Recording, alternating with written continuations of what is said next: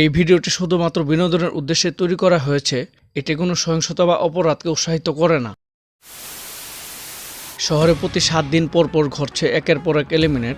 এই কাজগুলো মুখোশধারী কিছু এক্সপার্ট লোক করছে। তাদেরকে দেখা যাচ্ছে কিন্তু ধরা যাচ্ছে না। এমনকি তারা কোনো প্রমাণও রেখা যাচ্ছে না, শুধু একটা ওয়ার্নিং দেয়। এটা অপসারণ নয়, এটি একটি সতর্কবার্তা। এই ঘটনার ফলে আইন শৃঙ্খলা বিভাগ, মন্ত্রিমহল এবং কি অপরাধ সিন্ডিকেটদের মধ্যে আতঙ্ক সৃষ্টি হয়। কারণ যাদের নিষ্ক্রিয় করা হচ্ছে তারা সবাই একই গ্রুপের। ইন্ডিয়ার বিশেষ এক গোয়েন্দা সংস্থা তাদের ধরতে কেউ সক্ষম হচ্ছে না এবং তাদের নিষ্ক্রিয় করার কৌশল এতটাই নিখুঁত যে রহস্য অপারেটর তাদের সামনে থেকে এলিমিনেট করে নির্বিঘ্নে পালিয়ে যাচ্ছে। কিন্তু প্রশ্ন হলো, কেন তারা এই এলিমিনেট গুলো করছে? কি সেই ওয়ার্নিং? আর এই মুখোশধারীরা আসলে কারা? আজ এমনই একটি থ্রিলার, অ্যাকশন এবং ক্রাইম মুভি এক্সপ্লেন করব।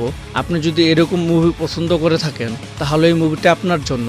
আজকে আমি যে মুভিটি এক্সপ্লেন করব সেটার নাম হলো ভিক্রাম। মুভিটির IMDb 8.3 আউট অফ 10। এই মুভিটিতে অভিনয় করেছে কামাল হাসান, ফাহাদ ফাসিল এবং বিজয় সেনুপাথী। তো চলুন কথা না বেরিয়ে শুরু করা যাক। আমরা মুভির প্রথমে দেখি একটা ছেলে ফোনে বলছে, আমি সব মাল আনলোড করেছি, এগুলো নিষিদ্ধ বস্তু না, মনে হচ্ছে অন্য কিছু, এবং এটার ভিতরে একটা ট্র্যাকার লাগানো ছিল, আমি সেটাকে বন্ধ করে দিয়েছি।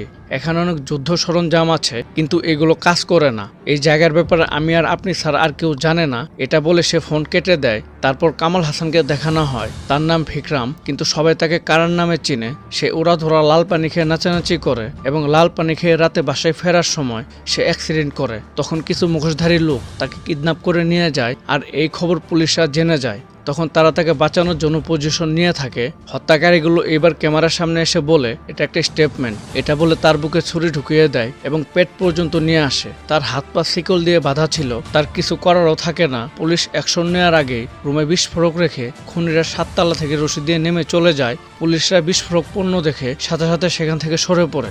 সে এইদিকে পা দিয়ে বিস্ফোরক সরানোর চেষ্টা করে, উল্টো তার পায়ের সামনে এসে পড়ে বিস্ফোরক পণ্য। বিস্ফোরক পণ্য ব্লাস্ট হয়ে তার খুব ভয়ঙ্করভাবে মৃত্যু হয়। পুরো আইন শৃঙ্খলা ডিপার্টমেন্টে এটা নিয়ে সমালোচনা সৃষ্টি হয়। আইন শৃঙ্খলা বাহিনী কিছু না করতে পেরে গভীর গুপ্তচর এজেন্টকে আনে। সেই দলের দলনেতা ছিল ফাহাদ ফাসিল। মুভিতে তার নাম আমর।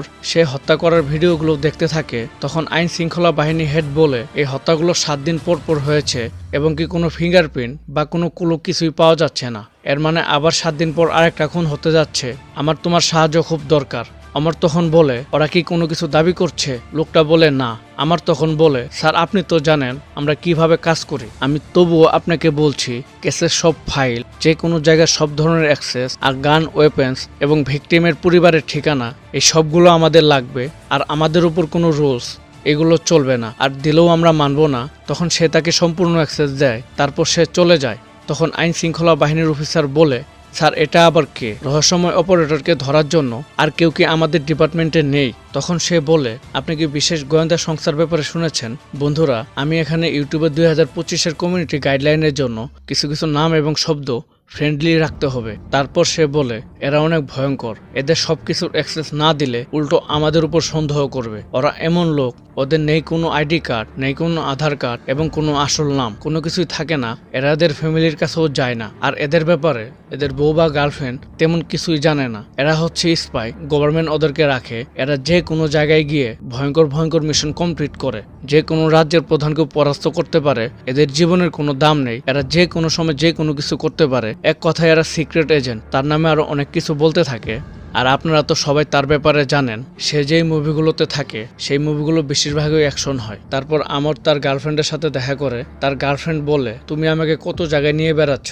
আজকে চেন্নাই তো কালকে মুম্বাই, এরপর তামিলনাড়ু, আরো কই কই নিয়ে যাবে তুমি আমাকে? তুমি তো আমাকে ঠিক মতো সময়ও দাও না। তুমি আসলে কি কাজ করো বলো তো? আমার তখন বলে, দেখো তুমি আমাকে কখনো আমার কাজের ব্যাপারে কোনো কিছু বলবে না, আমি এটা বলতে পারবো না। মেয়েটা তাকে অনেক ভালোবাসে, তাই মেয়েটা বলে, আচ্ছা ঠিক আছে, আমি আর কোনোদিন তোমার কাজের ব্যাপারে তোমাকে বলবো না। তারপর আমর তার কেস স্টার্ট করে এবং একটি বোর্ডে সবার ফটো টাঙ্গায়, মানে আর কি কেস ইনভেস্টিগেশন করবে। তখন একজন অফিসার বলে, কারণ আর প্রভাঞ্জন এরা বাবা ছেলে আর সে রাজনৈতিক নেতা। তখন আমর বলে, এরা দুজন ডিপার্টমেন্টেরই লোক, এদের নিষ্ক্রিয় করার অনেক কারণ থাকতে পারে, কিন্তু কারণকে কেন নিষ্ক্রিয় করলো? তারপর সে তার ফ্যামিলিতে যায় এবং বলে সে আমার কাছ থেকে টাকা পায়, মানে আর কি তথ্য নিবে সে। আমর বলে, যখন সে মারা গিয়েছে আমি তখন এখানে ছিলাম না, ঠিক কি হয়েছিল যদি কিছু বলতেন। তখন তার ছেলের বউ বলে, মারা গিয়েছে, ভালো হয়েছে। লোকটা একদম ভালো ছিল না। আমার ছেলের হার্টের সমস্যা, উচ্চ শব্দ শুনলে সমস্যা হয়। সে প্রতিদিন অ্যালকোহল পান করে এসে ভাঙচুর করত। অ্যালকোহল খেয়ে এসে সারা রাত গাড়ির হর্ন বাজিয়ে রাখতো এবং যেখানে সেখানে সে অ্যাক্সিডেন্ট করত এবং কি রাতে আমার ঘরে এসে আমার দিকে তাকিয়ে থাকতো। লোকটা একটা পাগল ছিল। এলিমিনেট হয়েছে, ভালো হয়েছে। আমার তখন বলে, আচ্ছা তাকে কে নিষ্ক্রিয় করতে পারে? আপনি কি এই ব্যাপারে কিছু জানেন? সে বলে, না আমি কিছু জানি না। তখন আমরের হাত লেগে চায়ের কাপ পড়তে ধরে। তখন ওই কাজের মহিলা সেকেন্ডে কাপটা ধরে ফেলে। আমার এটা দেখে অবাক হয়ে যায়। আর বন্ধুরা, আপনারা সবাই এই মহিলাটার কথা মনে রাখবেন। তার নাম টিনা। মহিলার এই কাজ দেখে আমার অবাক হয়ে যায় যে আরে এটা কিভাবে সম্ভব? এটা তো অসম্ভব। সে বাইরে এসে পুরো বাড়ি ভালোভাবে দেখতে থাকে এবং তার টিমের সব অফিসার সবার বাড়িতে গিয়ে খোঁজ নিতে থাকে। আমার এদিকে কারণের ড্রাইভারের কাছে যায়। ড্রাইভার বলে সে সকাল সকাল গলফ ক্লাব যেত, কিছুক্ষণ খেলার পর শুধু প্রাকৃতিক উদ্ভিদ খেত। তখন আমর বলে, রিপোর্টে তো লেখা ছিল না যে সে প্রাকৃতিক উদ্ভিদ খায়। তখন ড্রাইভার বলে, আমি আর কিছু বলতে পারবো না। আমার তখন রেগে ড্রাইভারের ঘাড়ে অনেক কয়েকটা লাথি মারে। তখন ড্রাইভার সেখানে নিয়ে যায়। আমার তখন কল্পনা করতে থাকে এবং এই সব কিছু চিন্তা করে তার মাথা নষ্ট হয়ে যায়। তারপর সে রাতে কারণের বাসায় চুরি করে প্রবেশ করে। অনেক খোঁজাখুঁজির পর সে টেবিলের উপর কিছু পাউডার দেখতে পায়। জিনিসটা সে দাঁতে দিয়ে দেখে নেশার মতো। তারপর সে টেবিলের কর্নার চাকু দিয়ে ফাঁক করে। সে অনেক সতর্কতার সঙ্গে এগুলো করে, তবুও সেই মহিলার কানে হালকা সাউন্ড যায় কিন্তু কিছু মনে করে না। আমার সেখানে অনেকগুলো পাউডারের প্যাকেট পায়। তারপর সে এগুলো লেবে নিয়ে আসে। তারা বলে এগুলো সরাসরি অবৈধ মাদক না, প্রসেসের পর এগুলো অবৈধ মাদক হয়। তুমি যদি 5 গ্রাম দাও তাহলে আমরা 5 কেজি বানাতে পারবো। এটা শুনে আমরের মাথা আরো নষ্ট হয়ে যায় যে এগুলো তাহলে র মাদক সাবস্টেন্স। তার টিম নিয়ে এ ব্যাপারে আলোচনা করে। তখন একজন বলে ওই 2 কন্টেনার গায়েব আর মার্কসম্যানরা প্রভাঞ্জনকে এলিমিনেট করেছে। এগুলো সব একই দিনে হয়েছে। আর যে 2 কন্টেনার গায়েব হয়েছে সেগুলো চেন্নাইয়ের এক ব্রাদার্স ইউনিটের হতে পারে। আর তারা পুরো বংশ মিলে এই কাজ করে। এক কথায় তারা পুরো সিটিকে কন্ট্রোল করে। আর এর লিডার হলো চন্দন। সেই এলাকায় এসব হত্যাকাণ্ড কিছুই না। কন্টেনার যেদিন গায়েব হয়েছিল সেদিনের পর থেকেই এই হত্যাগুলো হচ্ছে। আমার তখন বলে, তাহলে কি এরাই কিছু করতে পারে? তখন চন্দনের লোকদের এনে অনেক টর্চার করতে থাকে কিন্তু কিছু বের করতে পারে না। তারপর সে কারণের বন্ধুর কাছে যায়। সেও বলে ও অনেক খারাপ ছিল, যেখানে সেখানে অ্যালকোহল খেত। আমি যখন পুজো করতাম তখন ও চায়ের কাপে করে অ্যালকোহল খেত। আমি ওকে ঠিক করতে পারিনি। নেশা করে ঠিক আছে, কিন্তু মেয়ের নেশা ছিল অনেক। প্রতিদিন হোটেলে যেত, তখন সেই হোটেলের ঠিকানা নেয়। সে বলে আমি ওইখানে খোঁজ নিতে গিয়েছিলাম, আমি কিন্তু আবার সেখানে যাই না। এটা বলে সে একটা মুচকি হাসি দেয়। আর বন্ধুরা, আপনারা সবাই এই লোকটার কথা মনে রাখবেন। শেষে এই লোকটাকে নিয়েও একটা টুইস্ট আছে, মানে ওই কাজের মহিলা টিনার মতো। তারপর সে ওই কাজের মহিলার কাছে আবার যায় সব শোনার জন্য। মহিলাটা বলে ওই দিন ম্যাডাম তাকে অনেক খারাপভাবে প্রেজেন্ট করেছিল।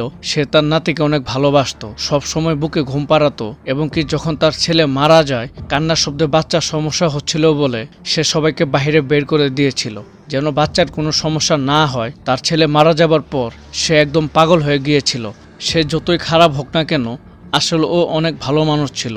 মহিলা এই কথাগুলো কেঁদে কেঁদে বলে আমার তখন কারণের ফ্যামিলিতে কোনো সমস্যা পায় না। তারপর সে চন্দনের এক লোককে ধরে নিয়ে আসে আর নেশার ইঞ্জেকশন দিয়ে সব কথা বের করে ফেলে। ছেলেটা বলে বড় বড় চালান জাহাজে ট্রেনে হতো আর ছোট ছোট চালান গাড়ি করে হতো, কিন্তু হঠাৎ একদিন র মাদক ভরা 2 কন্টেনার গায়েব হয়ে যায়। গায়েব হবার পর চন্দন অনেক লোককে নিষ্ক্রিয় করে দিনের আলোতে সবার সামনেই। আমি এর বেশি কিছু জানি না। তখন সে চন্দনের ব্যাপারে খোঁজ নেয়। এক অফিসার বলে ও বাইরে বের হয় না, স্বাভাবিকভাবে শান্ত থাকে। ওরা 24 ভাই, তারা সবাই এই কাজের সাথে জড়িত। ও যখন নিষিদ্ধ বস্তু গ্রহণ করে তখন সাইকো হয়ে যায়। আমাদের এক লোককে পাঠিয়েছিলাম, সে সেখানে দেখেছে তাদের ঘরে মিনিমাম 50 আগ্নেয়াস্ত্র আছে এবং তারা সবাই ট্রেনিং প্রাপ্ত। চন্দনের গ্রুপে সবাই অনেক ভয়ঙ্কর, যখন তখন কাউকে নিষ্ক্রিয় করতে দ্বিধাবোধ করে না। তার বাড়ির নিচে আন্ডারগ্রাউন্ডে একটা ল্যাব আছে, সেখানে সে এই অবৈধ জিনিসগুলো তৈরি করে আর মানুষের সামনে দেখায় ও একটা ডাক্তার। ওর একটা চেম্বারও আছে। চন্দন এই কাজগুলো খুব গোপনে করে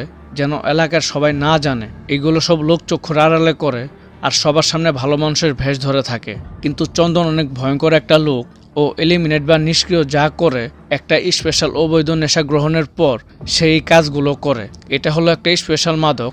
আমার তখন তার ব্যাপারে খোঁজ নিতে চন্দনের এলাকায় ঢোকে। তার কাছে যারা চিকিৎসা নিতে গিয়েছিল সবার সাথে দেখা করে। সবাই বলে ও ডাক্তার না। আমি একবার গিয়েছিলাম, আমাকে বলে অন্য ডাক্তারের কাছে যেতে। যেদিন এই ক্লাস হয়েছে আমি সেদিন কলেজে যাইনি। আমার তখনই মনে হয়েছিল চন্দন ফার্মেসির পিছনে অন্য কিছু করে। ফার্মেসিটা শুধু দেখানোর জন্য এক অফিসার বলে কন্টেনার গায়েব হওয়ার পর অনেক কয়েকজনকে নিষ্ক্রিয় করা হয়েছে। তাহলে এই লোক মাস্ক পরে কেন নিষ্ক্রিয় করবে? চন্দন বন্ধুরা রোলেক্সকে অনেক ভয় পায়, তাই সে এভাবে মানুষকে নিষ্ক্রিয় করত।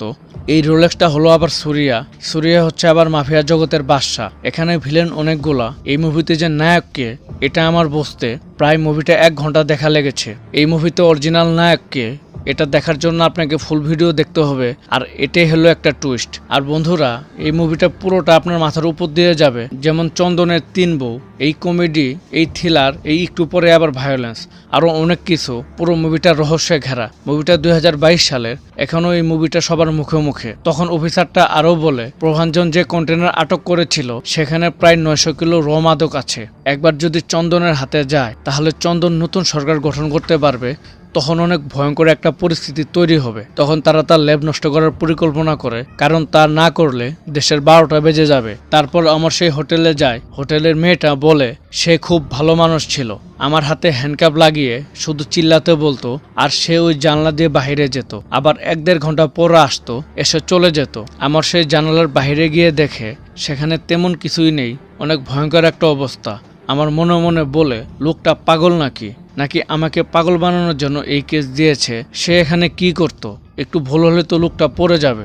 তখন এক অফিসার ফোন করে যে স্যার, আমরা যে লোককে ইঞ্জেকশন দিয়ে কথা বের করেছিলাম সে নিজেকে শেষ করেছে।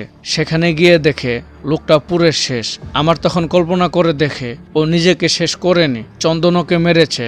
কারণ ওর কাছে চন্দনের অনেক ডাটা আছে, তাই পুলিশ যেন আর কিছু না জানতে পারে, তাই তাকে মেরে ফেলেছে। তারপর সেখান থেকে চলে আসে। এইদিকে আজকে আবার অমরের বিয়ের কথা, সে তার গার্লফ্রেন্ডের কাছে যায়, গিয়ে ক্ষমা চায় এবং তখন কিছু লোককে ডেকে তারা বিয়ে করে। এটা অনেক বড় কাহিনী বন্ধুরা। বাসর করার পর সে ওই ড্যাশবোর্ডের দিকে তাকিয়ে থাকে। আমারের বউ বলে লোকটার ফটো মোবাইলে রেখে দিও, যখন মন চায় দেখে নিও। আমার বলে লোকটাকে মনে হয় আমি অনেক দিন ধরে চিনি। আচ্ছা, একটা লোকের ভিতর ভালো খারাপ, অ্যালকোহলের নেশা, মেয়ের নেশা, কিভাবে সে এত কিছুতে আসক্ত থাকতে পারে? তখন তার বউ বলে হয়তো সে জানতো সে মারা যাবার পর কেউ তার খোঁজ নিতে আসবে। তখন আমার অবাক হয়ে যায় যে সে কি আমাকে তার ইচ্ছে মতো নিয়ে বেড়াচ্ছে। মারা গেছে তবুও মনে হচ্ছে সে এখনো বেঁচে আছে। সে আবার সেই জায়গাগুলোতে যায় যেখানে বিশেষ গাছের উদ্ভিদ খেত। সেখানে গিয়ে দেখে এখানে কোনো নেটওয়ার্ক নেই। আর ওই হোটেলে গিয়ে ভালোভাবে খুঁজে দেখে একটা জানালায় ট্রান্সমিটার লাগানো, সে সেটা নিয়ে আসে। এদিকে ওই মেয়েটা বলে সে 1 ঘন্টা পর এসে আমাকে জড়িয়ে ধরে দোয়া করে চলে যেত। আমার তার অফিসে আসে এবং এসে সবাইকে জিনিসটা দেখায়। হয়তো বড় কোনো অপরাধ চক্রের সাথে ওর যোগাযোগ থাকতে পারে, হয়তো ওরাই ওকে শেষ করে ফেলেছে। সেটা অ্যানালাইসিস করে দেখে এটা যে রুমে ছিল সেখানে বেশিরভাগ বীর প্রতাপ এবং রুদ্র প্রতাপ এই রুমে মিটিং করত। আর ওই মন্ত্রী নিষ্ক্রিয় হবার পর তাদের আর খুঁজে পাওয়া যাচ্ছে না। আজকে ওদের চন্দনের দলের সাথে দেখা করার কথা ছিল, কিন্তু রুদ্রপ্রতাপের মেয়ের বিয়ে, তাই সে সেখানে যাবে না। এদিকে বীর প্রতাপ তাদের সাথে মিটিংয়ে আসে। সে বলে আমি আর স্টিফেন ছাড়া কেউ রো মাদকের কথা জানে না। তখন সেখানে মার্কসম্যান আসে এবং সবাইকে কৌশলে গান পয়েন্ট করে। তারা গুলি করার চেষ্টা করে, কিন্তু মার্কসম্যানদের সাথে পারে না। সেখানে আমরের টিমও আসে এবং তাদের সাথে সংঘর্ষ হয়। সংঘর্ষের মাঝেই মার্কসম্যান লোকটার গলা রক্তাক্ত করে দেয়। লোকটি সেখানে নিষ্ক্রিয় হয়ে পড়ে। আমর তাদেরকে আটকানোর চেষ্টা করে, কিন্তু কিছুই করতে পারে না। মোটর বাইকে পালিয়ে যায়। আমার তাদের পিছু করে এবং কৌশলে মার্কসম্যানদের একজনকে ভ্যান দিয়ে ধাক্কা দেয় এবং তাকে ধরে নিয়ে আসে। বন্ধুরা, এই মুভিটা অনেক লম্বা, তাই ভিডিওটা ছোট বানানোর জন্য 2 ভাগে ভাগ করা হয়েছে। পার্ট 2 দেখতে উপরের আই বাটনে ক্লিক করুন। আর এইটুকু ভিডিও কেমন লাগলো সেটা কমেন্ট করে জানাবেন। আপনার একটি কমেন্ট আমাকে পরবর্তী ভিডিও বানানোর শক্তি যোগাবে। ভিডিওটি যদি ভালো লাগে তাহলে লাইক, কমেন্ট, শেয়ার করবেন। আর এইরকম ভিডিও পেতে আমার চ্যানেলটি সাবস্ক্রাইব করে পাশেই থাকবেন। Thanks for watching my video. আল্লাহ হাফেজ।